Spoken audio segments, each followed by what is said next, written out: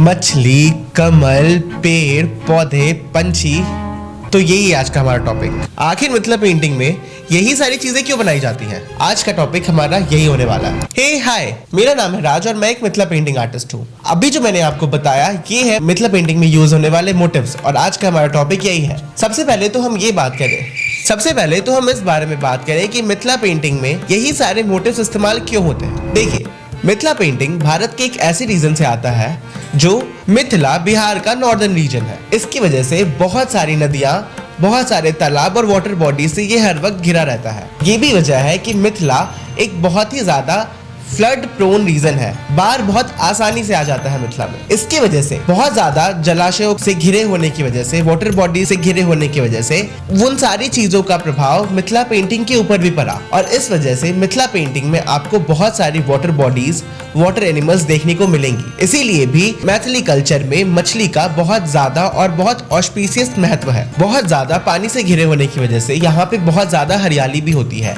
इसीलिए आपको पेंटिंग्स में बहुत ज्यादा ग्रीनरी, बहुत सारे पेड़ पौधे, बहुत सारे पंछी नजर आएंगे। हर वो चीज जो आपको आपके एनवायरनमेंट में नजर आएगी, आप वही तो पेंट करेंगे ना। मिथिला पेंटिंग के जो ट्रेडिशनल आर्टिस्ट थे, उन्होंने अपने एनवायरनमेंट को ही अपने पन्नों के ऊपर उतारने की कोशिश करी और इस वजह से मिथिला पेंटिंग इतनी ज्यादा ग्रीन और इतनी ज्यादा लाइवली नजर आती है। वैसे तो आप हर वो चीज बना सकते हैं मिथिला पेंटिंग में जो कि आपको अपने एनवायरनमेंट में नजर आती है, लेकिन फिर भी ये सारी कुछ चीजें हैं जो मिथिला पेंटिंग में ज्यादातर इस्तेमाल की जाती हैं मोटिव्स के तौर पे, जिसमें है फिश, मछलियां, पीकॉक, कमल के फूल, सन, तुलसी का पौधा, कोहबर, ट्री ऑफ लाइफ, एलिफेंट्स, गायें, पंछियां और बहुत कुछ। मिथिला पेंटिंग एक इतना बड़ा सब्जेक्ट है कि उसमें इतनी सारी टॉपिक्स हैं कि जिनको सबको कवर कर पाना एक वीडियो में तो पॉसिबल ही नहीं है। इसलिए आज की वीडियो में हम सिर्फ मोटिव्स के ऊपर डिस्कस करेंगे और वो भी वो मोटिव्स जो बहुत कॉमनली यूज होते हैं। इसके अलावा भी बहुत सारे मोटिव्स हैं जो आप यूज कर सकते हैं,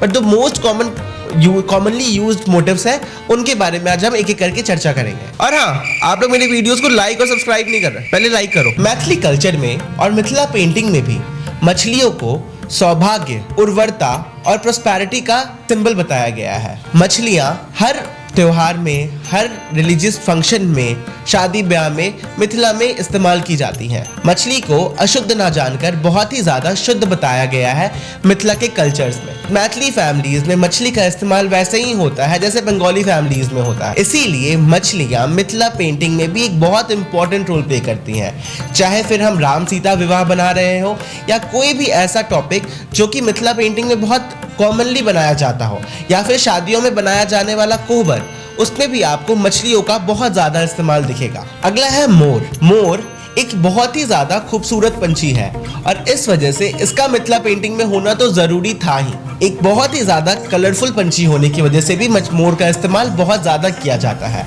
और मोर वैसे भी बारिश को दर्शाता है और बारिश फर्टिलिटी को दर्शाती है, इसलिए मोर का इस्तेमाल भी बहुत आसानी से आपको मिथिला पेंटिंग में मिल जाएगा। अगला बहुत इंपॉर्टेंट मोटिव जो मिथिला पेंटिंग में बहुत कॉमनली यूज होता है वो है लोटस, कमल के फूल। एक तो कमल का फूल माता लक्ष्मी को दर्शाता है और दूसरा, जैसा मैंने आपको पहले बताया कि मिथिला बहुत ज्यादा पानी से घिरा हुआ क्षेत्र था, वहां पे कमल के फूल बहुत ही ज्यादा कॉमनली देखने को मिलते थे।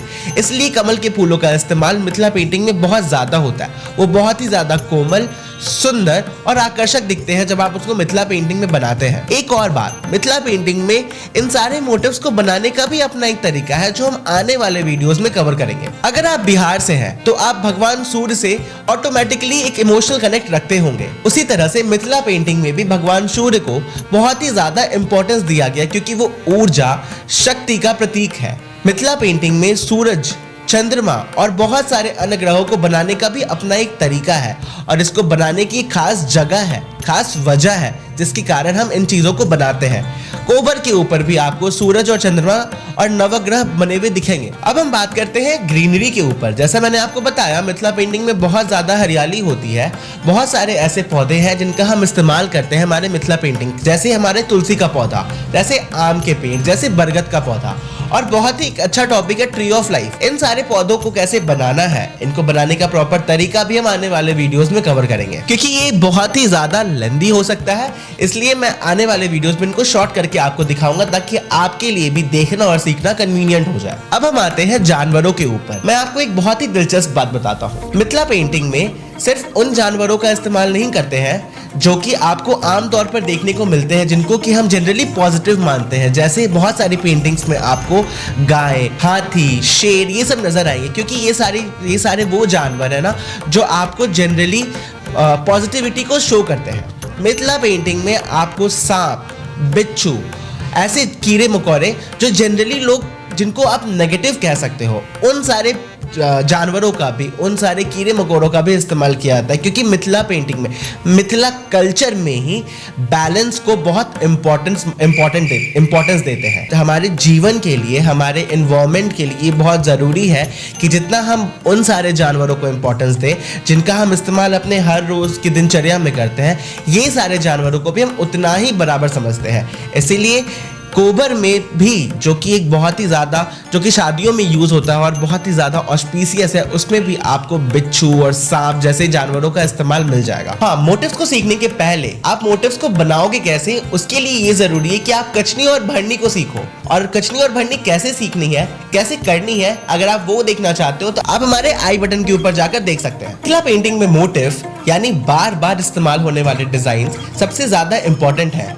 यही मिथिला पेंटिंग को खास और सबसे अलग बनाते हैं। आज की वीडियो को मैं यहीं पे खत्म कर रहा हूँ और आने वाली वीडियोस में मैं आपको जितने भी मोटिव्स आज हमने कवर किए हैं उनको कैसे बनाते हैं, उनको बनाने का सबसे आसान तरीका कौन सा है, वो आपको कर दिखाऊंगा। आपके मन में कोई भी सवाल है तो आप मुझसे कमेंट में पूछ सकते हैं। और मैं एक बात आपको बता दूं, इस तरह के वीडियोस आपको यूट्यूब पे और कहीं भी देखने को नहीं मिलेंगे।